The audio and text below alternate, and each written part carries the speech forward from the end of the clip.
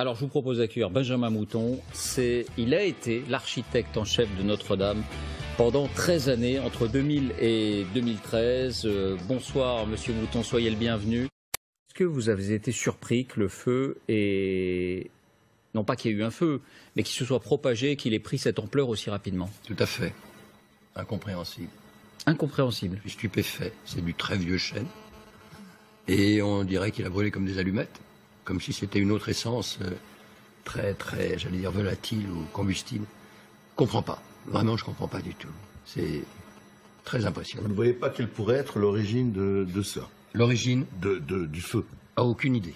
L'origine elle-même, on est dans la certitude. La piste de l'accident est privilégiée, mais la propagation, vous dites, c'est étonnant. La propagation, elle est extrêmement curieuse.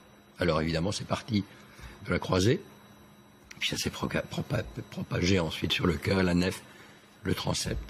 Parce qu'on entend beaucoup de commentaires qui disent, c'est ce qu'on appelle la forêt, cette zone très, très grande, très importante, très volumineuse de charpente, que cette charpente pourrait brûler finalement presque comme du petit bois. Vous vous inscrivez en faux. Vous dites ce type de bois ne brûle pas comme ça. Bah non. Vous savez, du chêne qui a 800 ans, c'est très dur.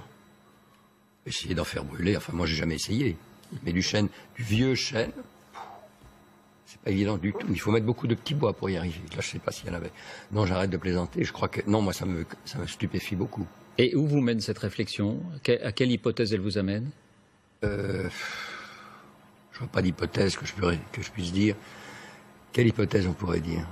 Que ça a été vite. Qu'on aurait pu faire autre chose pour que ça n'aille pas aussi vite. Moi, je me perds en conjecture. Vous savez, on a fait à Notre-Dame, juste avant que je prenne ma retraite, c'est-à-dire dans les années 2010, on a remis à plat toute l'installation électrique de Notre-Dame. Donc, il n'y a pas de possibilité de court-circuit. On a remis à plat, et aux normes contemporaines, même en allant très loin, toute la détection et protection incendie de la cathédrale, avec des éléments de témoins de mesure, d'aspiration, etc., qui permettaient de détecter un départ de feu. J'avais en bas de la cathédrale 2 hommes en permanence qui sont là jour et nuit et qui sont là pour aller voir dès qu'il y a une alerte et appeler les pompiers dès que le doute est levé. Ils sont là en permanence? En permanence, oui. Pourrait-il pas avoir excusez-moi de défaillance de mécanisme d'alerte? Impossible? Tout est possible. Tout est possible. Moi, je vois mal parce que, bon, ça a été un travail colossal.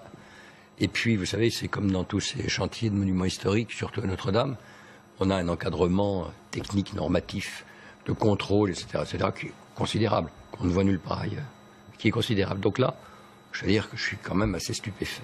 Et pendant les 13 années où vous avez été l'architecte en chef du bâtiment, vous n'avez pas eu connaissance de départ de feu? Ça n'est jamais arrivé? Non. Je suis ravi.